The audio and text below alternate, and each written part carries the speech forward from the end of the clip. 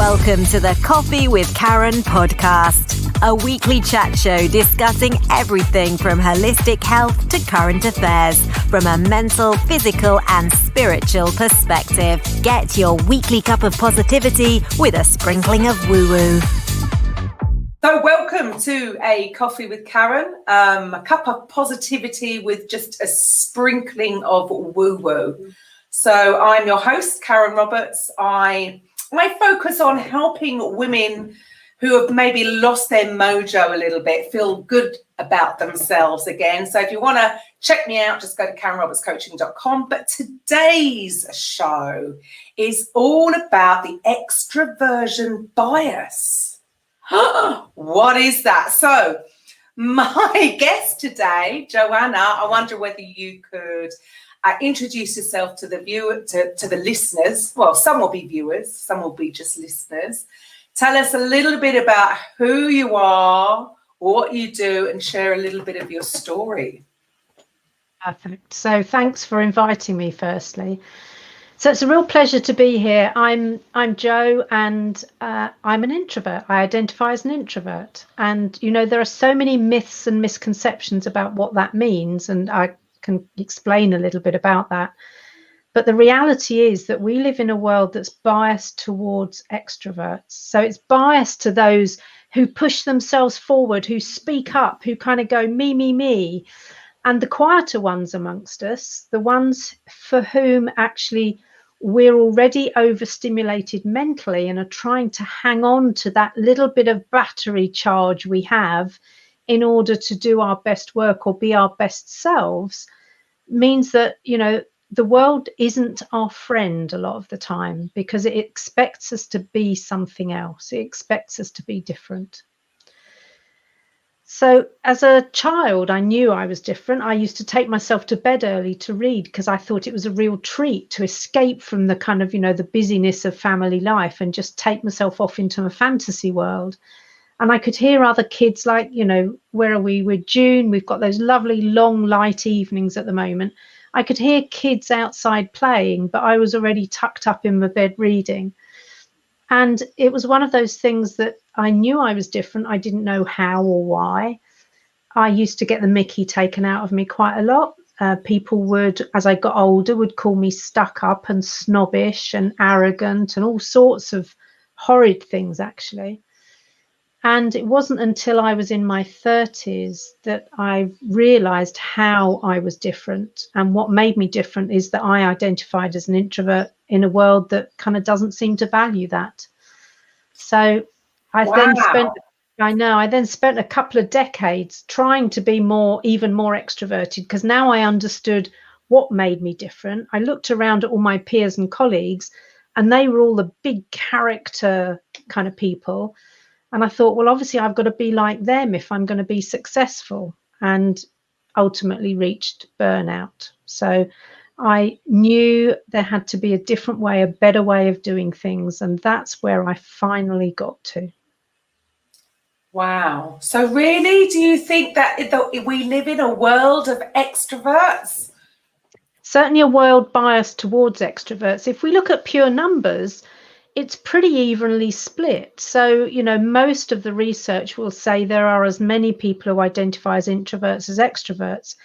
Yet everything, you know, every recruitment process, every interview process, every assessment, every promotion, every sports club, every gym, every club is all schools, is all geared up to, you've got to speak up, you've got to push yourself forward, you've got to work in teams, you've got to do this, you know, you've got to be extroverted. Yes, okay, I hear you. Yeah, that makes a lot of sense. Yeah, you do feel like, yeah, you have got to be the one that's got to push. And that's not going to be suited for everyone, is it? No. So what happens in the workplace especially is that introverts tend to get overlooked. So assumptions will be made about how they're not ambitious. They're not, maybe aren't prepared to get out of their comfort zone, that they aren't confident, all sorts of things, none of which is true, but it's just that we're wired differently. So from a neurodiversity perspective, you know, the brains of introverts and extroverts are wired differently. So it's not like it's a choice that we have. We're just wired differently. And more organizations and I guess more people in society would do well to understand that it's a wiring difference. So we're not weird, we're just wired differently. And do you think that is something that, you know, are a lot of these big companies, are they aware of the differences? No, not enough, in my opinion. So since 94, I've worked as a trainer, coach and facilitator. I run my own business, working with corporates, you know, across the globe. And it was only probably 4 or 5 years ago that I finally got mad enough at seeing so many people like me who were being overlooked, who weren't being recognized for their great work. And I finally thought, well, something has to change. And if not me, then who? If not now, then when? So I decided actually that somebody had to start speaking up and rattling cages. And that's when Flourishing Introverts was born. So I founded Flourishing Introverts, to be an advocate of introverts and say, you know, look at us. It's not that we're stuck up, boring, arrogant, lacking ambition. We're just different. And so I work with introverts at an individual and a group level, but I also work with organizations, helping them see where the bias exists in their everyday practices and processes. Because, you know, any organization worth its salt these days will have a diversity, equity and inclusion policy. But unless it includes this aspect of neurodiversity, it's not a sound policy. Fair enough. And do you think it's something then that's not necessarily deliberately overlooked? It's just that a lot of people possibly aren't aware of it. I, for one, definitely, this is the first time I've actually heard about it. And number two, I didn't realise there was the wiring was different. I would say I have one daughter who's an extrovert and one daughter who's, I would say, more introvert. And you just guess that they're just different, and that's her way and that's her way. And it's good for both of them, right? It is, absolutely. So it's great that you are valuing their difference, that you can see that actually what they have is their own strengths that they bring to a situation. Unfortunately, I also talk to a lot of families where the quieter child is the one who's always then said, come on, you've got to be more like the other child. You've got to push yourself forward. You've got to speak up. Why don't you invite friends over? Why don't you do this? Why don't you do that? Why are you reading so much? And actually, I love the fact that, you know, you've got both an introvert and an extrovert child, and you just appreciate their difference. That's wonderful to hear. Well, it is, but it's actually also interesting that I would actually be more concerned about the elder extrovert one. And it was actually my partner that said to me, because I would always say my younger one, she's very studious. She just goes in and does, she always does well. And I didn't feel that I had to worry about her as much. Right. And actually was brought to my attention by my partner to say, right, hang on a minute. You know, this one's getting all the attention. You've got actually not quite so sure that, you know, my faith in her being absolutely perfectly fine. Yeah. It wasn't 100%. So I had to be careful in what then I was saying. Yeah. You know? Yeah, because quite often the more extroverted child will get praised for what they're doing. And, you know, and if they're achieving great things, if they're... I've got a lot of feedback now. Okay, that's better. If they're achieving great things, then, you know, they'll get a lot of positive feedback. They'll get encouraged by extended family members as well. Whereas the introverted child will often be left to their own devices because they're no problem. So I think your partner is onto something here. But when the attention goes towards the introverted child, it's not about encouraging them to be more extroverted, but praising them for being studious, for being hardworking, for being kind, for being thoughtful, whatever it is they happen to be. So that they're getting as much praise as the one who's more extroverted, but for their own qualities and strengths. Yeah, and I totally can see that. And it was something. So yeah, I, without knowing Lee, I have been put against it, but from a position of I didn't think I needed to. Thought she was absolutely fine and doing great, and actually, no, it wasn't 100% true. Yeah. So, where does this? I mean, explain a little bit. What is this? What's the extraversion bias? What does this mean? If we go back and actually look at what makes us different. So I go back to Jungian psychology. I'm a big fan of Jung. I'm not a Freudian, I'm a Jungian. And Carl Jung explained it as being that the introverts are already overstimulated mentally. So one of the reasons that we'll go inwards, and it's intro, so turning inwards, and extra, turning outwards. One of the reasons that introverts will turn inwards is because they're overstimulated mentally, they can get overwhelmed by additional mental stimulation. So being in at a busy party, being in a shopping mall, being somewhere where it's really noisy can literally tip an introvert into overwhelm. On the other hand, the extroverts need that external stimulation in order to recharge their mental batteries. So they need social interaction, they need active experiences, they need change in order to feel alive, to be fully recharged. So what drains the batteries of one recharges the batteries of another. So immediately there we have a point of tension in that often the extroverts can't understand why an introvert is happy being on their own. Do you know the question most introverts hate on a Monday morning if they go into the office is somebody saying, "What did you do at the weekend?" Because for most introverts, it will be absolutely nothing, and it was joyful. I had a lie-in, I had a lazy breakfast, I did this, all of which is going to be solo, calm, quiet type activities that are going to give them a chance to recharge for the week ahead. Whereas an extrovert, especially during lockdown, couldn't wait to get out and go to the park and see people and go for dinner and do this and do that. Introverts don't need that. That's the very thing that overwhelms them. So that's why we can talk about this extraversion bias, because that behavior is deemed as the norm. So it's, we think that's healthy for people to want to go out and socialize.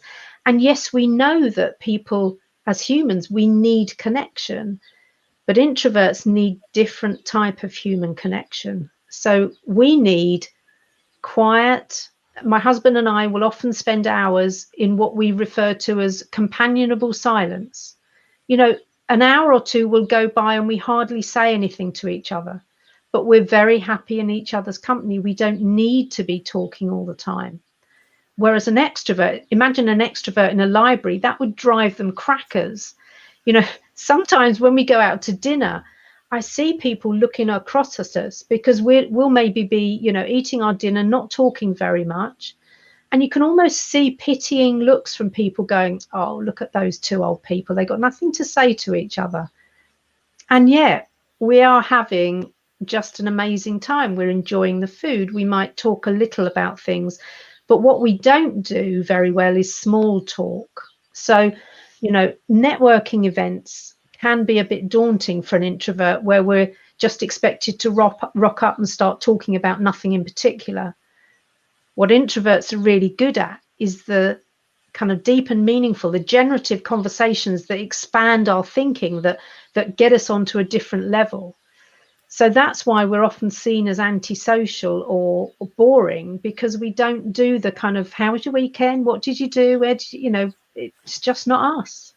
Right. And that is actually that core. I've learned a lot in just 10 minutes, because Yes, I have been worried about my younger one because she will be in here on her own, especially obviously throughout lockdown. And you're so right. I mean, that's, yeah, me to a T. I've been, lockdown has not been a good thing for me. Yeah. She's been, but I worry, then I'm concerned because I think, oh, that's not healthy. But yeah, there you go. Well, that actually puts my mind at rest a little bit more. Good. Because I have been concerned. But that is how she is. That is how she is. Absolutely. And, you know, I would ask her what she's really enjoyed about, you know, maybe being in lockdown, maybe not having the expectation of getting out and socializing. What has she enjoyed about that? Because that will start to open up more about what she really wants to do and what really helps her feel good about herself too. There you go. Wow. Yes, that is a complete blast of something completely new. Yeah. The other thing we find about introverts and extroverts is that our communication process is different. So an extrovert has what we refer to as a say, think, say communication process. You ask an extrovert a question, they'll give you an answer off the top of their head. They may not mean it. They won't have thought it through. They may not even remember what they said a little while later because they just gave an answer. You mind reading. Whereas, and so as a result, they're not particularly attached to anything they've said because it was off the cuff. They didn't really mean it. They didn't really even think about it. Whereas an introvert's communication process is think, say, think. So when we get asked a question, we actually then will spend time reflecting and thinking about what's the real answer for us. What do we really want to say in this moment? So by the time we say it, we mean it. And therefore, we don't say sorry as often because we don't need to, because we've meant everything we've said. Even though it might be harsh, we've still meant what we've said. But again, in this world that expects immediate responses from people, somebody who doesn't give you an immediate answer, we then kind of decide, oh, well, they haven't got an opinion or they don't know the answer to something. No, it's that actually we need to understand that their communication process, we need to give them time and space to think. So I remember being a delegate on somebody's course and he asked me a question and I did my normal think, say, think. So he asked me the question. I kind of sat there pondering, thinking about what the answer might be. He moved off and asked the question of somebody else, never came back to me to find out what my answer was. And then at the end of the course, I got given feedback from him that I lacked confidence and needed to speak up more. Well, neither of those things is true, but it was him not understanding my communication process. So the other thing that you can really do thoughtfully and helpfully for your introverted daughter is to give her space to think about her answers, not push her for an immediate decision, not push her for an immediate answer. So it might even be, you know, we're going to think about what to do next weekend. So give it some thought and then we'll catch up tomorrow and talk about it. Brilliant, because it gives the introverts time to get clear in their own mind what it is they want to do or what they want to say. Wow, that really, that's stumped me. She is so like that. And interestingly, actually, I do, again, I feel like I know I've done the right thing throughout lockdown because of the way the schools are and everything. And she is quieter and she can't wear a mask because she struggles with asthma. So the whole journey too, because I said, no, you wear this. But obviously she doesn't want confrontation. So the whole journey to and from school was a drama. And she was going to a new sixth form anyway, so she didn't know anybody. So and then like you just said, the teacher would be on her case if she hasn't spoken up, making her feel really. So actually we've deregistered and now she's got a private tutor at home and she's flourishing. Her teacher You know, she's so thrilled with her. She's getting all her work done. You know, I think she's going to do incredibly well in her A-levels. And again, I did think it was the right thing for her at this time with the state of everything, but that has just sort of reinforced more reasons as to why that would fit with her. Yeah, she doesn't. She's not the one to, you know, the teacher puts her on the spot in front of everybody or even on a Zoom. And she needs time. That's just, I've never, ever heard of this. And why is this the first time I'm hearing about it? What's going on? Well, it is interesting, and it's a question I ponder quite often, is who decided that extroversion was the norm and that we were the neurodivergent ones? Why isn't it that we're the normal ones and it's the extroverts who are the neurodivergent? So there's something odd going on, and it's been like it for a while, and it starts early on. So it starts often preschool, but certainly in early years education. You know, we'll worry about the child who likes to sit and read or play quietly on their own and think, no, you've got to go and run around with so-and-so, you've got to go and do something. And so right from an early age, we're teaching introverts that it's not okay for you to be how you are. You've got to be somebody else. So by the time introverts get to late teenage, early 20s, many of us have this thing of we're not enough. We're not enough how we are because we've had years or decades of being told, be different, behave differently, speak up, do this, do that. So by then, it can, for some, create a kind of low self-confidence, low self-esteem. For some, they develop social anxiety. Now, social anxiety and introversion are not the same thing. I know extroverts. One cause. So it's not even that one can cause, but actually having years of being told you must be different can kind of trigger in a way. But I know extroverts who have social anxiety. Can you imagine how difficult that is? They need social interaction in order to recharge their batteries. And yet they're out there fearing judgment and worried about what people are saying and thinking and hating every moment of it. You know, the reality is that most introverts don't have social anxiety. But interestingly, many introverts are empaths. So back to your coffee and a little bit of woo-woo. You know, many introverts actually do have that ability to take on and read other people's emotions, which can make us quite sensitive. So it wouldn't surprise me if your daughter, your youngest daughter, then also was a bit of an empath. And one of the reasons then that we get overwhelmed is because we physically feel the emotion that's in a room. We can read it, we can feel it, we can, you know, almost touch it. And it can be really overwhelming for us. Right. And so do you think that more in tuned into the little bit of woo-woo? Yes, definitely she is. I absolutely do. Yeah, I absolutely do. And it's not to say, you know, we can't make grand sweeping judgments about, you know, extroverts aren't woo-woo, but more introverts, it's shown, are empaths, are highly sensitive, so are HSPs. So those two will often go hand in hand. Right. And I suppose, now why would that be?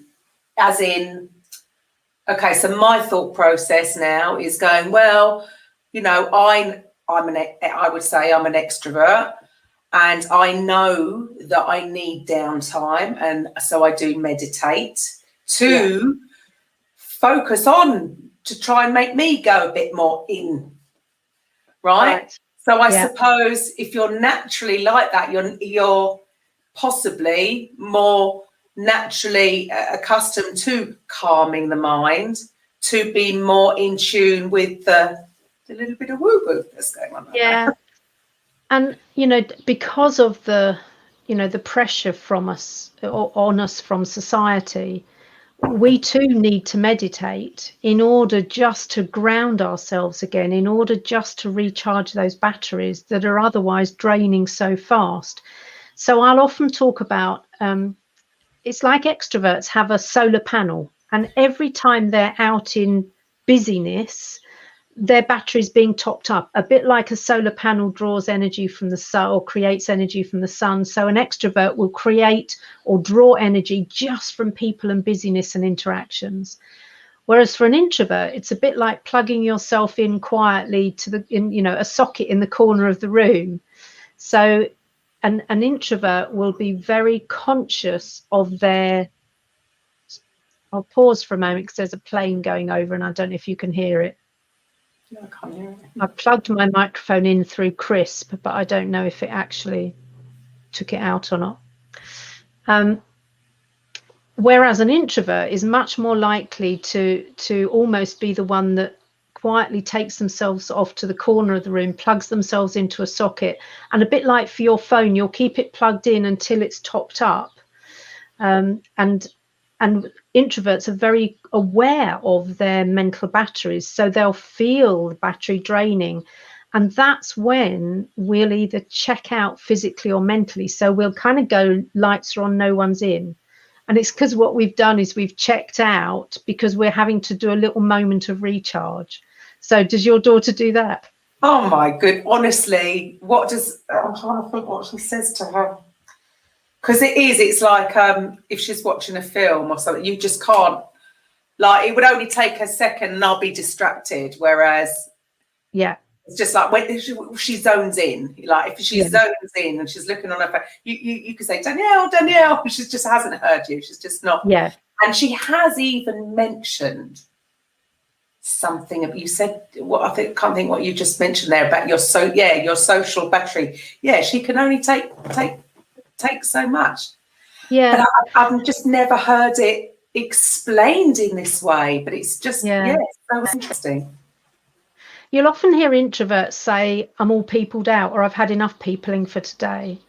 And, that's a clear sign that actually I'm in overwhelm, or I've gone past overwhelm. So I noticed that there's a particular process, and the first thing is overwhelm. So when introverts' battery is draining, we get into overwhelm fairly quickly. And I have a kind of set of techniques I use called my brilliant battery boosters. And like for your mobile phone, you get that little battery that gives you an extra hour of juice, that emergency battery. So my brilliant battery boosters are like that. They're little techniques I use that can immediately just help top up my battery just to keep me going. So, if I'm in a client meeting or if I'm delivering training and I've just got to keep going, then I'll use one of these little techniques. And it can be a quick meditation. It can be using aromas. So things like lemon oil, that's really good at kind of helping with focus and concentration. I've got crystals that I'll have with me. So it might just be that I'll, spend a bit of time just kind of with the crystal, or just movement, just walking around up and down stairs. If I'm on my own, I'll have a quick dance break. But if I'm in a client's site, I'll just walk around or up and down stairs, and that's enough just to help me change state. But if we don't top our batteries up once we reach overwhelm, we go into introvert hangover. And that's like the worst hangover you've ever had, but we didn't get the benefit of the alcohol. It's a real killer. And it's the time when only a duvet day will do. Nothing else will bring us out. Our batteries are so depleted that actually what we need to do is just check out for 24 hours. If we don't do that often enough, we can get into introvert burnout. And I've only been there a couple of times in my life, but the one time it took me 3 months to get over it. And it's when I left one of my, I was an associate trainer for a big international organization, and I left working with them because I knew I just couldn't do it anymore. And I went home and I stared at my computer for 3 months thinking, well, I ought to be doing something now, but I couldn't actually focus and do any work. You talk about Danielle really being able to focus. I didn't have enough charge in my mental battery to focus on anything.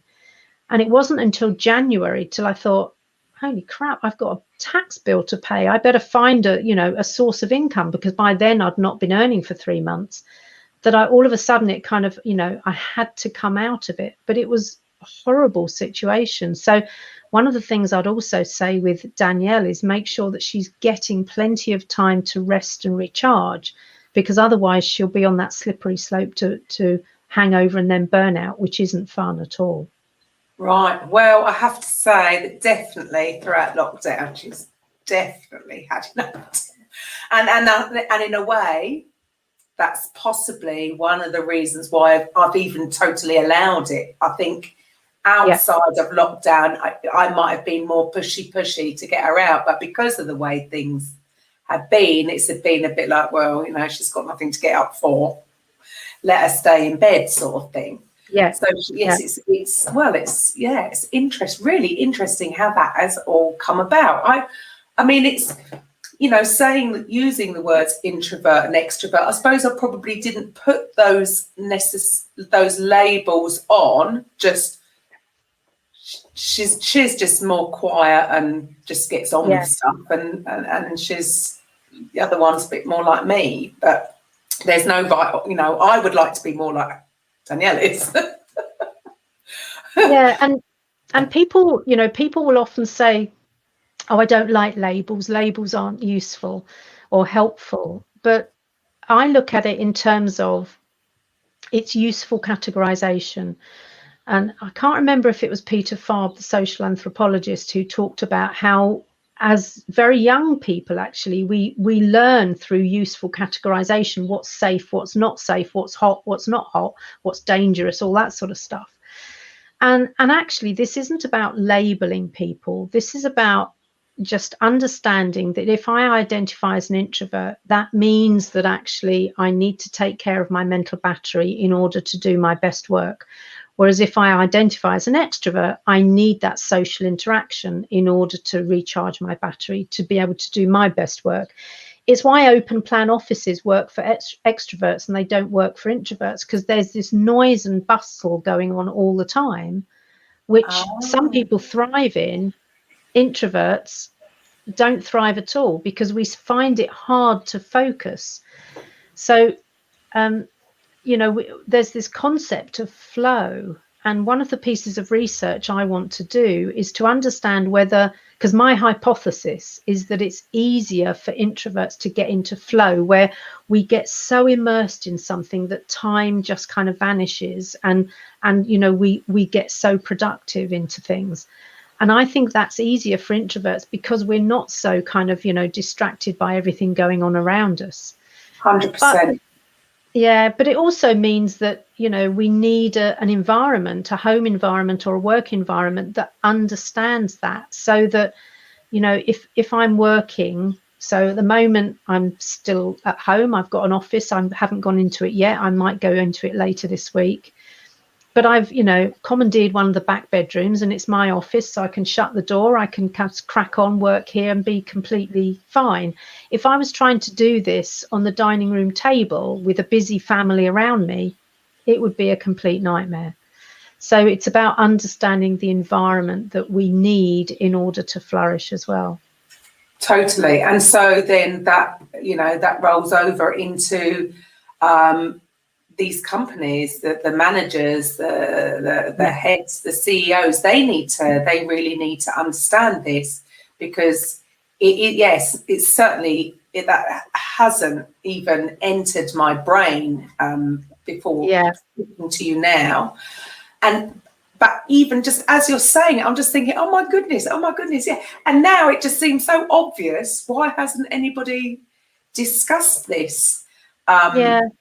Discussed this before. Seems crazy now. It does. And yet, if we look around at some of the greatest leaders that we can think of, many of them are introverts. So Barack Obama identifies as an introvert. Now, regardless of whether you agree with his politics or not, there was certainly something about his presence, about his calm, about his demeanor. J.K. Rowling, such a creative brain, identifies as an introvert. Bill Gates, introvert. many actors, many artists are introverts. Steve Jobs, who, you know, founded Apple, introvert. So many great leaders were introverts or are introverts. So it's not as though you have to be an extrovert in order to be a leader. And that's why I'd like more organizations to say, hang on a minute, then let's spot the talent that the introverts, let's help them bring their strengths into this situation, because introverts do have so many great strengths that organizations are missing out on at the moment.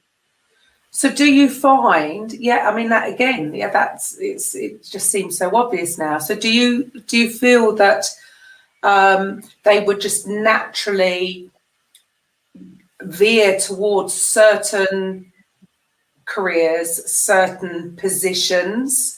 So what would you say if somebody were, if somebody is feeling that they're introverted, they've never heard of this,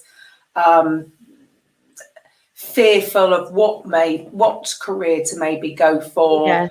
What would you suggest could be ones to think about?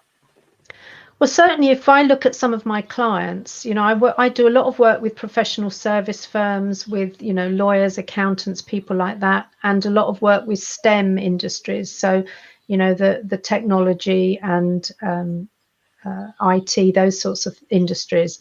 And there's a lot of introverts that work in those. If you imagine those jobs that actually require you to really focus, whereas a call center probably isn't going to be the right kind of job for an introvert, because there's just so much going on around you.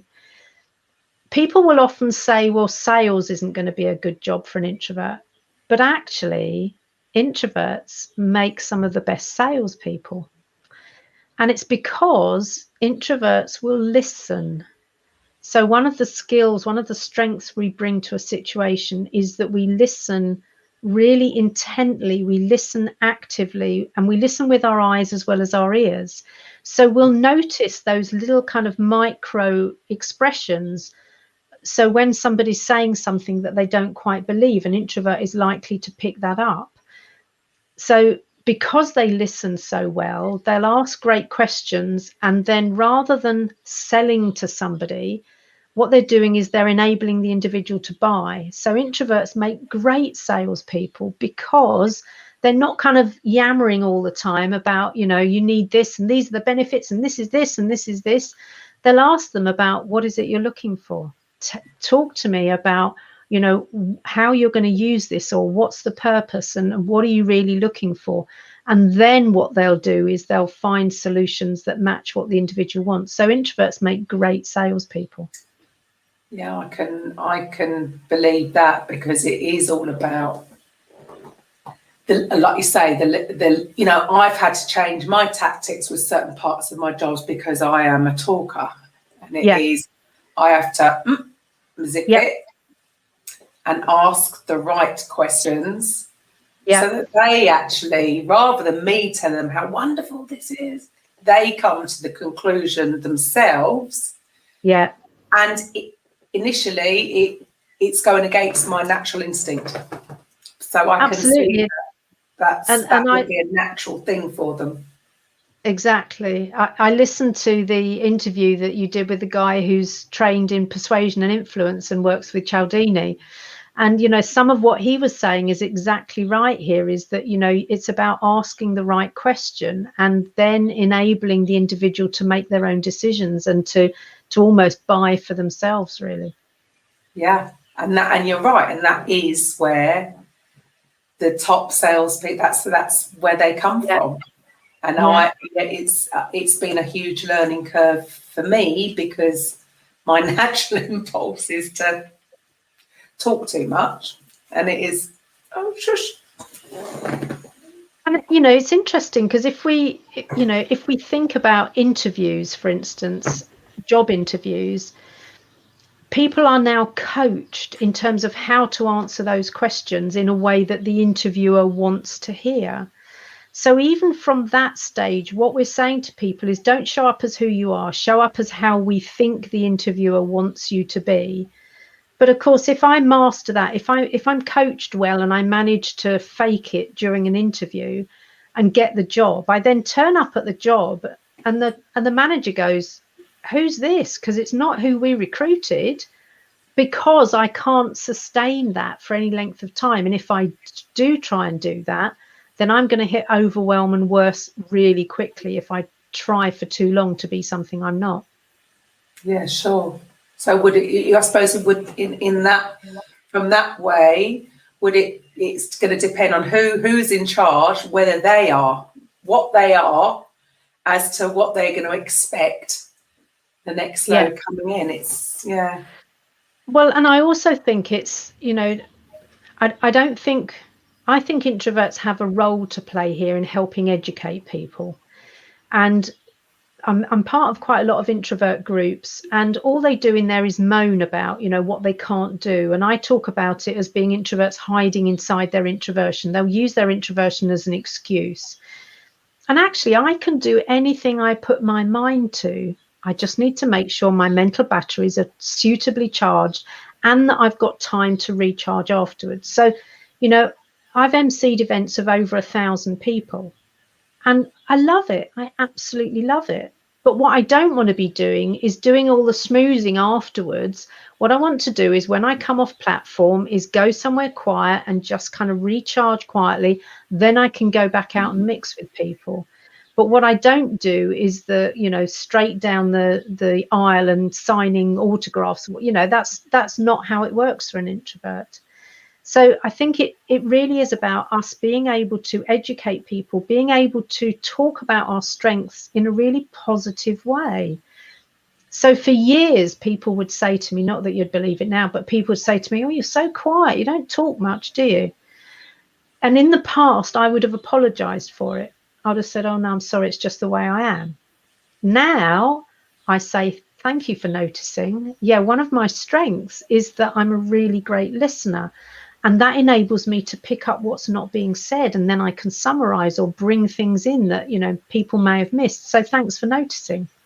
And it's just that subtle shift that makes a world of difference between an introvert turning up thinking that they're less than, or turning up and being prepared to play to their strengths because they know who they are, they found their strengths, and they know how to play to them.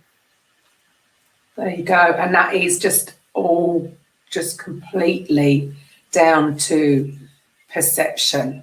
So as long as we aware, so I'm quite excited, I've got to go and tell her afterwards, and explain. Actually, I'll just get her to watch this in her own time. Because yes, as long as people are then aware, because like you say, if they've been brought up like that, thinking that there is actually something wrong with them, then that is obviously going to have a knock-on effect to how they feel, their mental health and their confidence going into things. Whereas, yes, so what you're doing, you're really inspiring them and just helping them understand that, there's nothing wrong, there's nothing broken, nothing needs to be fixed. You're perfect as you are. It just means that you need this and I need this. And if everybody gets what they need, everybody's going to thrive. And by having, so for a leader to have both on the team, because I'm sort of, people joke about me, I'm the most unobservant person, really. I think everything's, and I just don't pick up on things. Whereas again, I'll go back to my daughter because it's the only one I can, I totally understand. And I just always go, no, she's just observed. She's an observer. She's just taking it all in. Absolutely. And to be able to talk about that positively and to enable her to identify her strengths and talk about them positively is going to serve her well when she gets down to interview time and stuff like that. So rather than thinking that she's, she doesn't have what other people have, it's about what do I have and how do I use that really powerfully. Yeah, there you go. So they really need, so if like going backwards, they need more support even from preschool then, don't they? Do you think this Absolutely. is something that's coming up, or do you still think it's something that's not being spoken about? I think there are more teachers who are aware. Certainly, I've spoken to a few. My niece is a teacher, and she has this fabulous story of one of their young pupils, really quiet, really well behaved, normally kind of, almost model student. And she got taken into the head's office because she stabbed her pencil in the back of the hand of the boy sat next to her. And they kind of couldn't understand it. And when they asked her what was going on, she said he wouldn't stop talking and I couldn't focus. I couldn't concentrate. And for me, that was a classic case of, introvert needs quiet to do their work. And, often the extroverted kids will be the ones who are larking about and kind of, making jokes and all that sort of stuff. And so what my niece now has is she has a quiet table where kids choose to go. So it's not a punishment, but actually, if they want a bit of quiet time, if they want some time to focus, they can choose to take themselves off to the quiet table. Now, isn't that brilliant? Absolutely brilliant. Yes, because like you say, before it was considered a punishment. Yeah. So again, just a simple flip. Yeah. In just the descriptive, that's all it is. Same thing. I know. But Amazing. Just turning it around, and they'll actually, she would want to go there. Yeah, exactly. And it's little things like that I think will make all the difference. And it was actually one of my mentors who said to me, Jo, you need to be talking to educators about this, because if we tackle it at that early age so that they understand, so that children of all ages understand these differences and that there's not right and wrong, there's just different, then it'll stop being a problem in the workplace, because by the time they get to the workplace, they'll know that some people like quiet and some people like noisy. And, both is okay, both is fine. So having started working with organizations and individual introverts, I'm now being encouraged to go and talk to educators, because if we get it right at that early age and with parents, it'll make such a difference. Yeah. Oh, well, just from my own then personal experience, if I'd understood that a long time ago, things would have been a lot easier. I don't think, maybe I wouldn't have worried so much. There isn't, she's okay. I always think, why aren't you out? I was out all the time at your age. What? There's something wrong. No, there's nothing wrong. Exactly. There's nothing wrong. Because that's it. Because all you want them is to be happy. And so then your concern is, if you're not acting a certain way, then that means equals you're not happy. But it ain't necessarily so.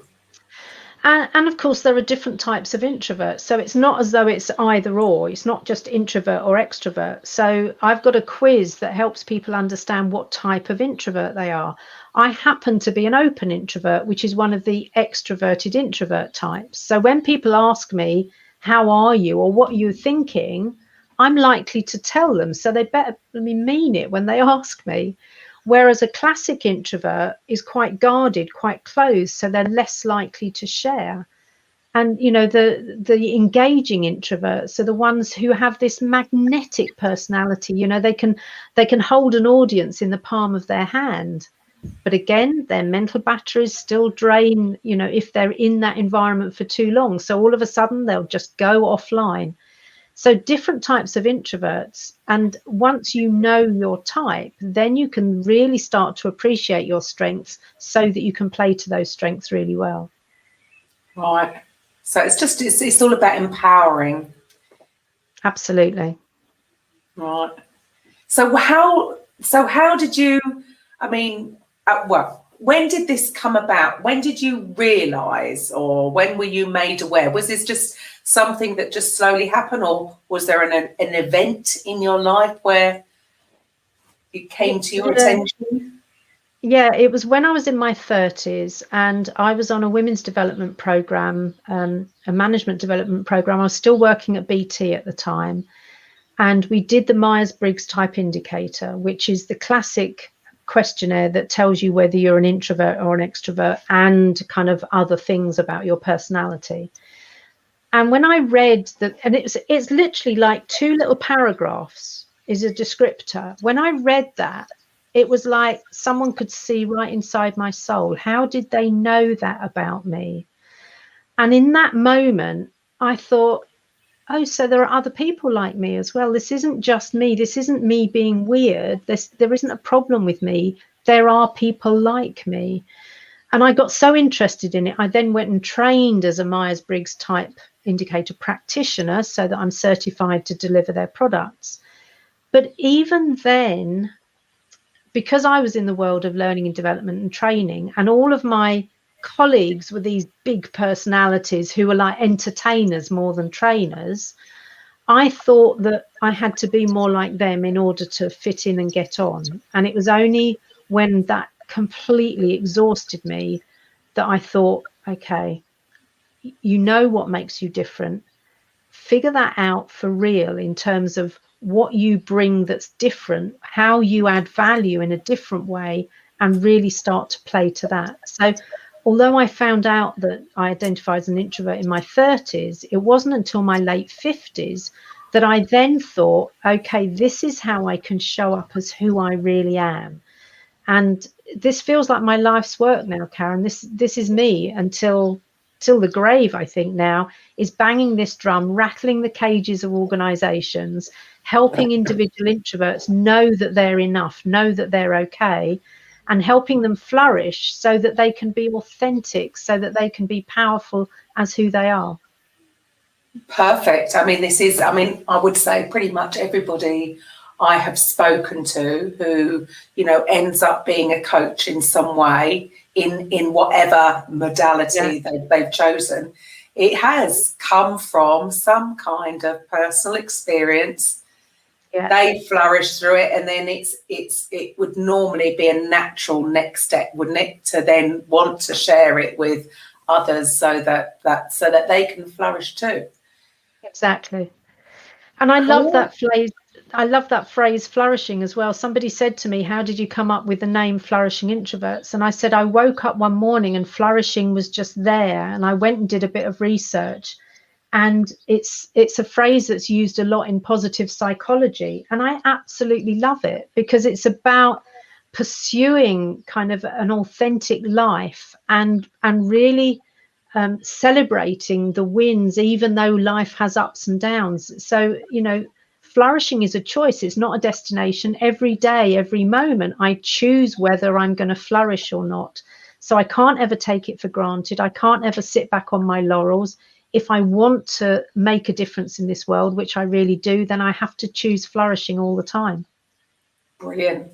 Absolutely. I mean, I would say what you just said there about, just celebrating every, we've been, and I don't know how it's come about, but we have been conditioned in some way, in general, most people, to punish ourselves for the things we do wrong, or focus, which is, I suppose, the whole coaching arena. We talk about, starting with a gratitude list. The whole thing all links in because we have been so conditioned to we could go throughout a whole day and everything's gone right, and then something's happened. The one thing, and that's the thing you talk about when you go home and you get on the phone to somebody, and it's a habitual pattern that obviously we can break when we're aware of it. But it's quite interesting, isn't it? That it does seem to be natural. So there's some way, some cultural or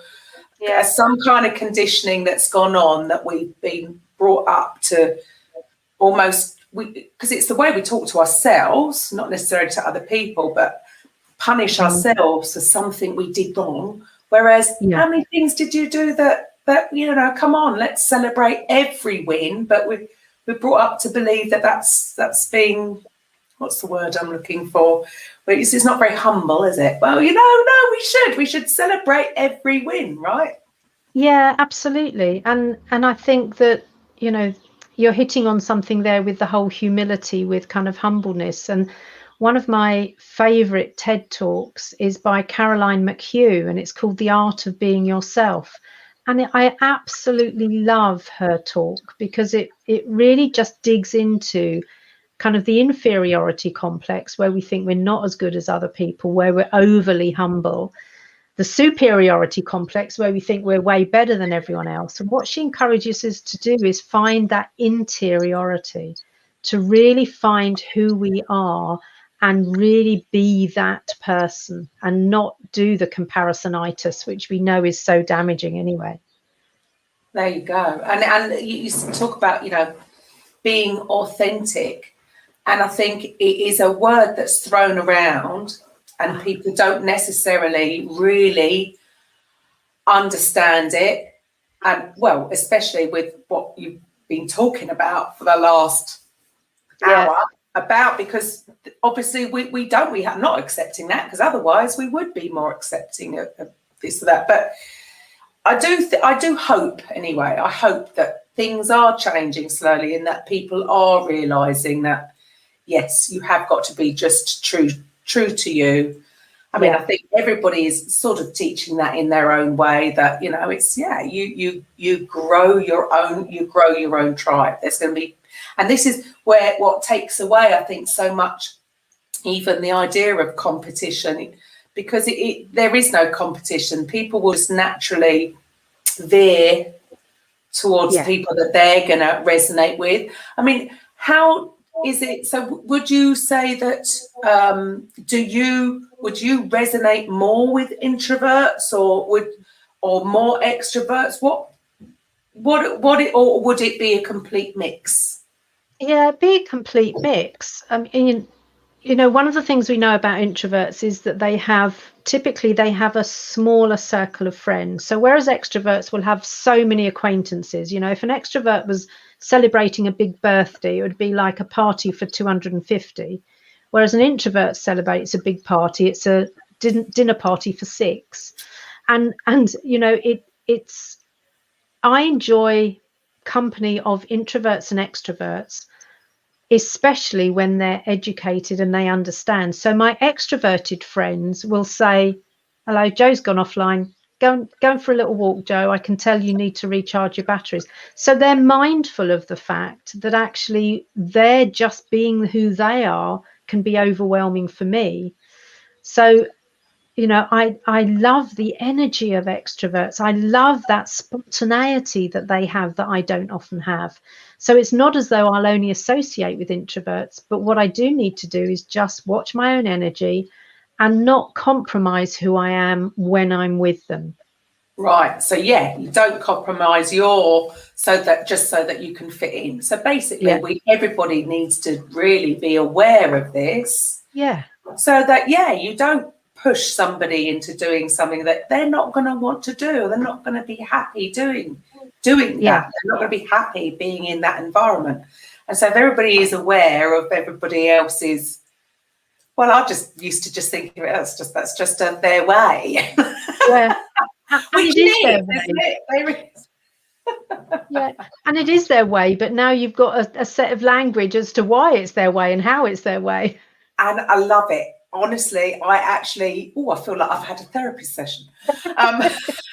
That's helped me personally so much, and I had no idea really, what this whole thing was going to be about. So absolutely fascinating. So for anybody listening, what would be your 3 top tips for somebody if they felt like they've been struggling, or they feel that they're concerned, that they think they're different or there's something's wrong? What would be your 3 top tips to them? The first thing would be just to either take my quiz to find out what type of introvert you are, or Myers-Briggs or something, or there's online ones. There's so many different ones you could do, but just to kind of clarify that actually there's nothing wrong with me. It's just that this is how I'm wired. So that would be my first thing. The second thing would always be to do a bit of work on yourself to understand your strengths, so that you can play to those more often, so that you can tell people about them, so that, in a job interview, I may even be as forward as saying, you know, I won't be the one who talks the most, but when I do, it'll be something meaningful that I'm contributing, just to kind of pre-frame for people that how I'm going to be is slightly different. And I think the third thing would be to continually make that choice to flourish. So don't hide, don't get discouraged, don't kind of give up, because the world might be biased against us, but doesn't mean that we can't kind of get out there and flourish. So always make that choice to flourish.